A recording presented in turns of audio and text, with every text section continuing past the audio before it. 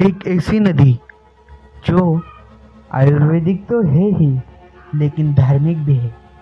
आपको तो मालूम ही होगा, भारत की सबसे महत्वपूर्ण नदी है गंगा नदी। गंगा नदी का उगम भागीरथी व अलकनंदा नदी को मिलाकर होता है। यह भारत और बांग्लादेश में कुल मिलाकर 2525 किलोमीटर की दूरी तय करती हुई उत्तराखंड में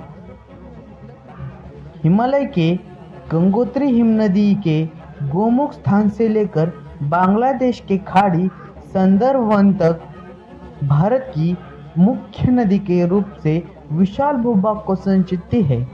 गंगा नदी देश की प्राकृतिक संपदा ही नहीं बल्कि जन जन की भावनात्मक आस्था का भी आधार है। 2071 किलोमीटर तक भारत तथा उसके बाद बांग्लादेश में अपनी लंबी यात्रा करते हुए यह सहायक नदी के साथ 10 लाख वर्ग किलोमीटर क्षेत्रफल के अति विशाल उपजाऊ मैदान की रचना करती है।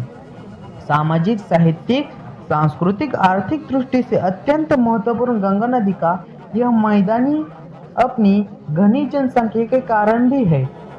100 फीट की अधिकतम गहराई वाली यह नदी भारत में पवित्र नदी भी मानी जाती है।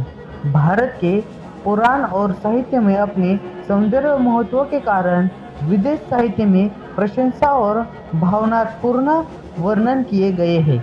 अगर आपको मालूम था तो लाइक करें, आपको मालूम नहीं था तो ऐसे अमेजिंग फैक्ट जानने के लिए हमारे चैनल को सब्सक्राइब करें। Thanks for watching.